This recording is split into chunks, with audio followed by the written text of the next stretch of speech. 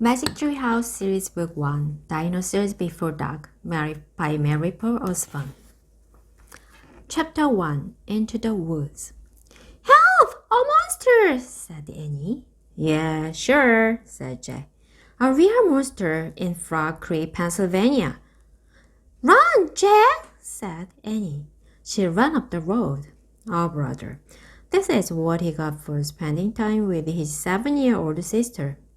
Annie loved pretend stuff, but Jack was 8.5. He liked the real things. Watch out, Jack! The monster is coming! Race you! No thanks, said Jack. Annie raced along into the woods. Jack looked at the sky. The sun was about to set. Come on, Annie. It's time to go home. But Annie had disappeared. Jack waited. No, Annie.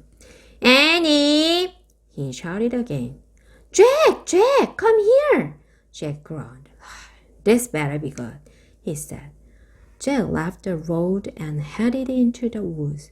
The trees were lit with a golden late afternoon light. Come here, called Annie. There she was, standing under a tall oak tree. Look, she said.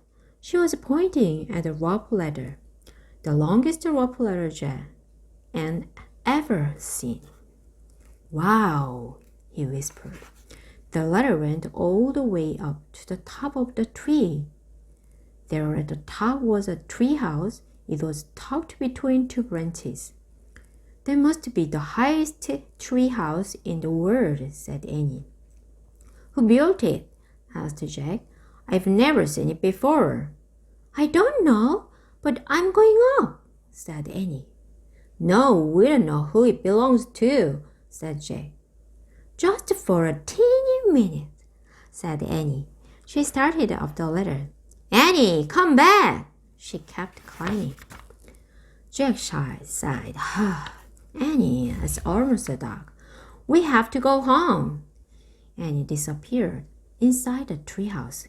Annie! Jack waited a moment. He was about to call again when Annie poked her head out of the treehouse window. Books! She shouted. What? It's filled with books. Oh man, Jack loved books. He pushed his glasses into place. He gripped the sides of the rope ladder and up he went. Chapter 2 The Monster. Jack crawled through a hole in the treehouse floor. Wow, the treehouse was filled with books. Books everywhere. Very old books with dusty covers. New books with shiny, bright covers. Look, you can see far, far away, said Annie. She was peering out the treehouse window. Jack looked out the window with her. Down below were the tops of the other trees. In the distance, here was the Frog Creek Library, the elementary school, the park. Annie pointed in the other direction. There's our house, she said. Sure enough, there was their white wooden house with the green porch. Next door was their neighbor's black dog, Henry. He looked very tiny. Hi, Henry! shouted Annie. Shush, said Jack. We are not supposed to be up here. He glanced around the treehouse again. I wonder who wants all these books, he said. He noticed the bookmarks were sticking out of many of them. I like this one, said Annie. She held up a book with a castle on the cover. Here's a book about Pennsylvania, said Jack. He turned to the page with the bookmark. Hey, there's a picture of Frog Creek in here, said Jack. It's a picture of these woods. Oh, here's a book for you, said Annie. She held up a book about dinosaurs. A blue silk bookmark was sticking out of it.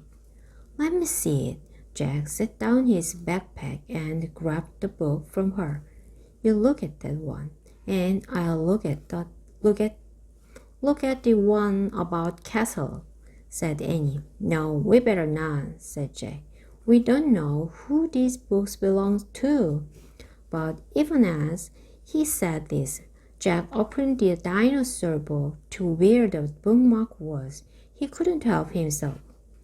He turned to a picture of an ancient flying reptile, Pteranodon.